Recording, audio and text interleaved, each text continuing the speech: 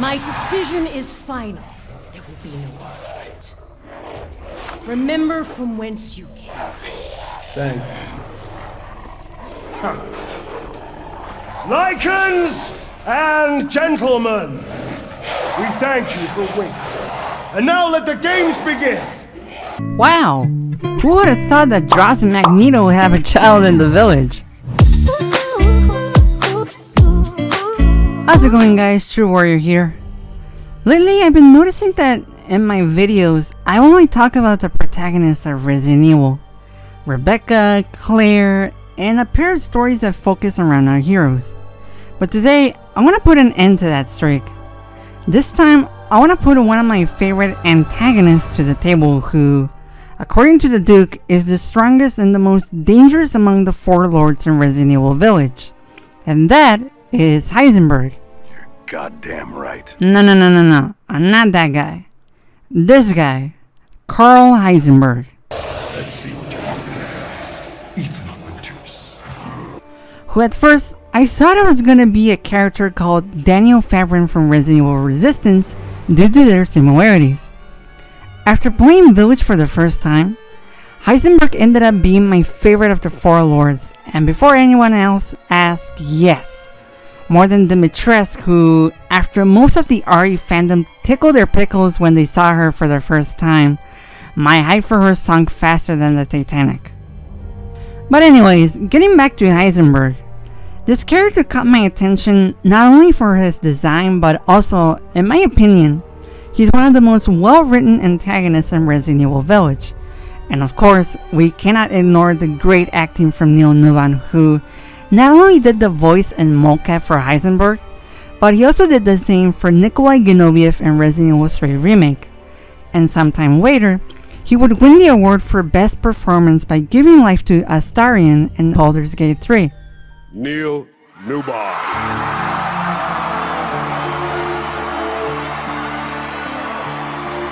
Now, during my first playthrough of Village, there was a point where something popped in my head that said, hey, I feel like Capcom missed a great opportunity with this guy by doing this that could have made him better. And that's what I want to talk about in this video. I want to talk about this amazing character and how, in my opinion, Capcom missed an opportunity with Heisenberg.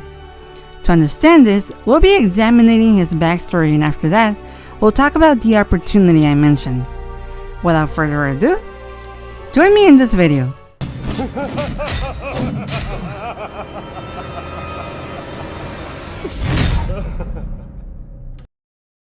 Karl Heisenberg's origins lie in ancient times, with four men who founded one of Europe's earliest settlements. However, an unknown catastrophe befell the region, leading to the disappearance of its inhabitants and its abandonment, until a village was established on the surface of the fallen ruins. By the 50th century, rule over the region passed on to the descendants of these four men: Houses Dimitrescu, Beneviento, Moreau, and Heisenberg. Sometime after the 20th century, a local woman named Miranda gave birth to her first and only child, Eva. However, 10 years later, Eva would die during the Spanish flu pandemic, leaving Miranda distraught and inconsolable. On one of her travels, Miranda wandered into a nearby cave to take her own life, but instead encountered the Black God under the village. Unwittingly infecting herself with the mold in the process, Miranda bore witness to the consciousness of everyone who had ever died and had been consumed by the root, and became convinced that she could revive Eva through the power of the mold. With a new purpose in mind, Miranda took over the village by presenting herself as a prophet of the Black God, and led the inhabitants to worship her as Mother Miranda. She later begins to experiment on the villagers with the hope of finding the perfect vessel to revive her daughter.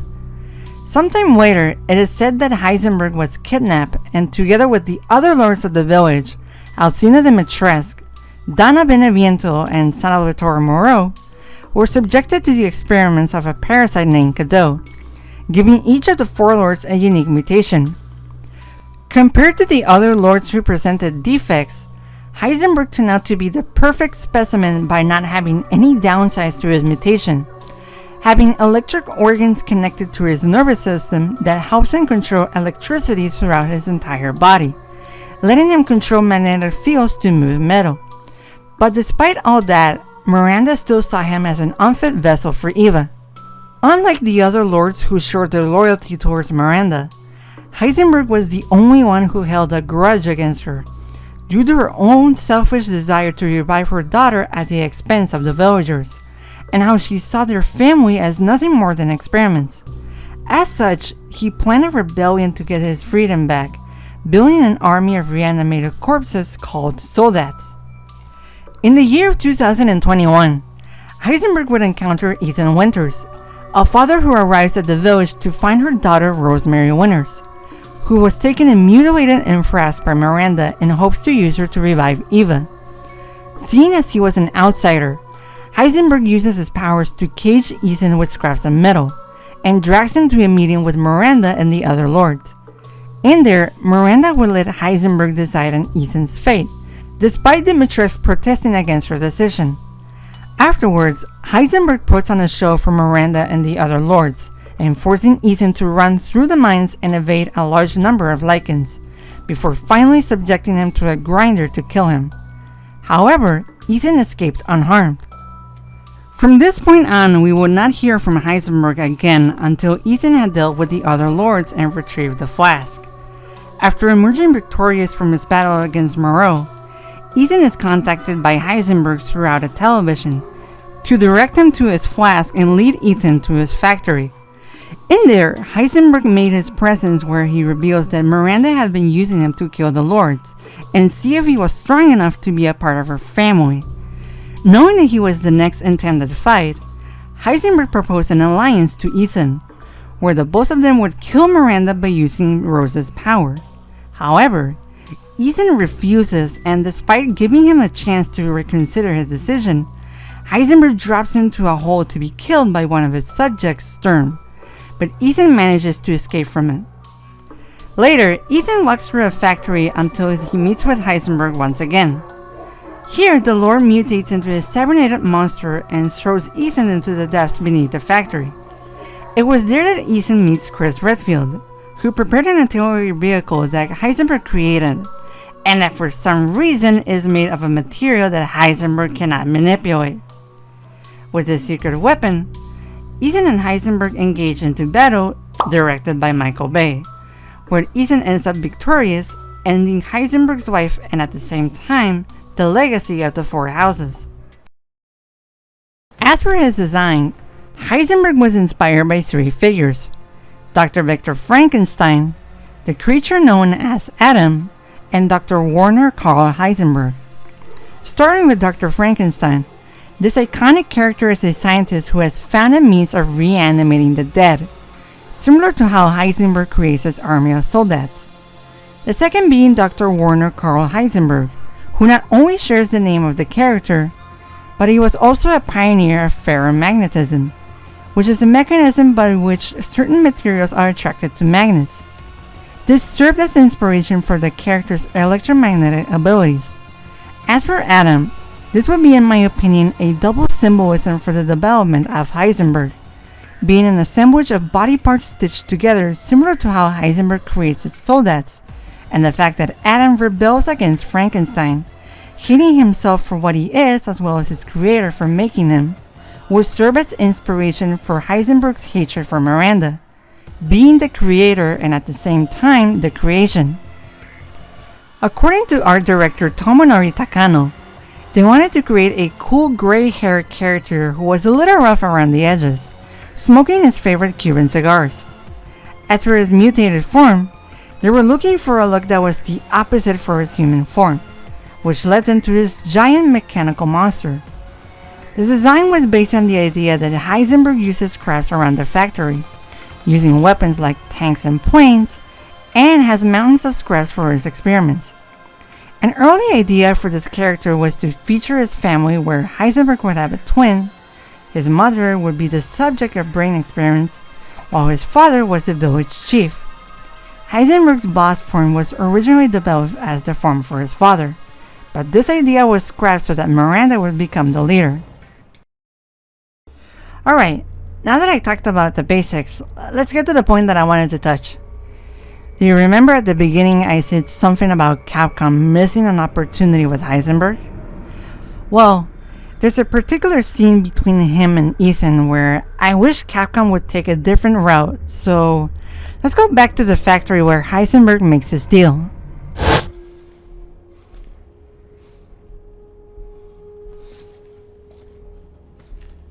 You and me, Ethan. Together, we can go save Rose, and we can use her to grind Miranda into paste. My daughter is not a weapon. Fuck you!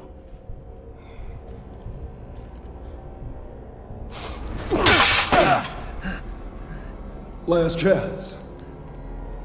You don't want to find out what's in that hole. I'll take my chances. You're futile.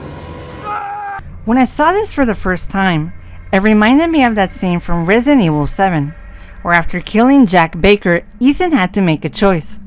Either cure Mia, the love of his life, or Zoe, the person who helped him during the game, and the ending would be different depending on the choice the player made.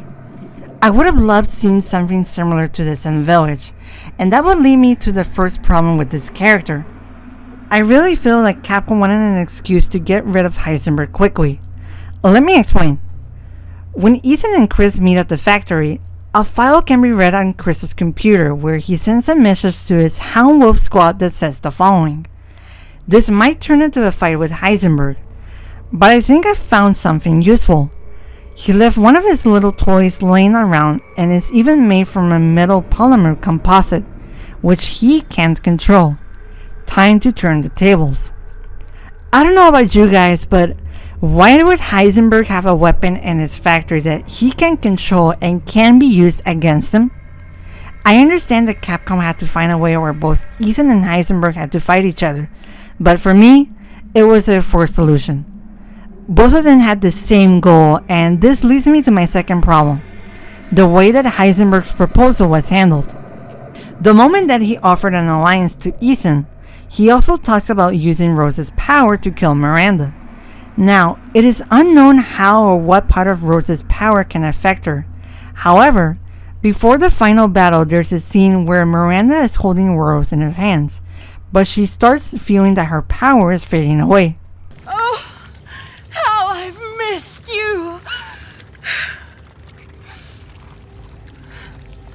What?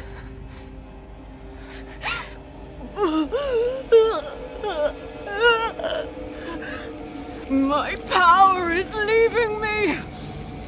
I understand why Ethan rejected his offer. I don't think any decent parent would put their child's life in danger. But regardless, I think there was a way to get a second opinion without involving Rose, so that Ethan and Heisenberg would reach a mutual agreement. Now, having said this, what would happen if Capcom gave us the option to ally ourselves with Heisenberg? Let's put on our Marvel caps and make up a few what-if scenarios where Ethan accepts Heisenberg's offer. And for this, I have 3 proposals for alternative endings. Okay, starting with the first ending. Let's say that Ethan accepts his offer and together they go to stop Miranda.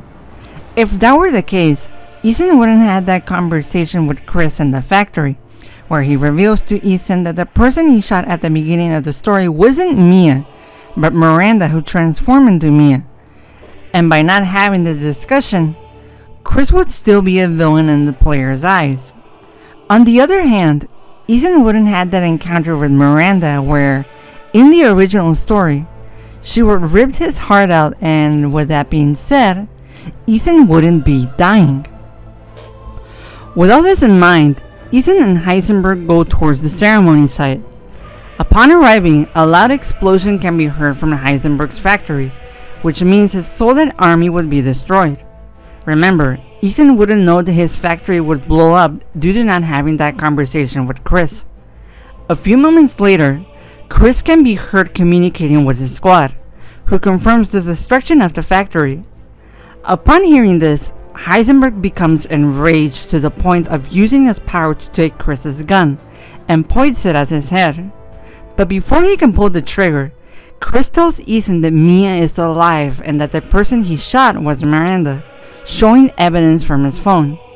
With Chris staying in the village to finish planting the bombs, Ethan and Heisenberg go and confront Miranda, where while performing the ritual, Miranda's powers get weaker to the point where Heisenberg takes Rose and returns to the village to give the baby to Chris, while Ethan deals with Miranda. During the final battle, here's where Miranda rips out Ethan's heart, but before she deals the final blow, Heisenberg comes back in his mutated form to stop Miranda, giving Ethan enough time to kill her. And as a way of thanking him for giving him his freedom, Heisenberg builds him a mechanical heart similar to that of the Soldats, which keeps Ethan alive, and just like that, he reunites with his family under the supervision of the BSAA, while Heisenberg stays to rebuild his factory, living a solitary life. But that would be too perfect. Let's put some sauce on this. Let's make this more interesting. Okay, now let's say that this time the army of Soldats participate in the fight. Now it would be a battle royale between the Soldats, the Lycans, and the BSAA. The epic battle that everyone would like to see. And for whatever reason, let's make it so this time Ethan never finds out the truth that Mia is still alive. Imagine this. In one point during the final battle, Miranda takes Ethan's heart, but he emerges victorious. And before he dies, Ethan is thinking about telling Chris to take care of Rose. But before he does that, these words echo on his mind. This is the man that murdered my wife. How do I know he won't do the same with my daughter? With that being said, Ethan considers a second opinion, and that is Karl Heisenberg. Pretty cool, right? But now, let's put some paprika on this dish. Let's make this more spicy. Now, let's put the same scenario as the first ending. But this time, instead of having Heisenberg paying Ethan back, at the last moment, he ends up betraying and killing Ethan. And now with Miranda gone and Ethan dead, Heisenberg will use Rose's power to be stronger, leaving Chris wanting to avenge his fallen friend and recover Rose. And with the factory destroyed along with the vehicle that Chris planned to use, there's nothing in the way of a mutated Heisenberg. Who will win at the end? This last idea I got for one of Heisenberg's dialogues of when he's fighting Ethan. Wanting to make fun of him, Heisenberg tells him the following.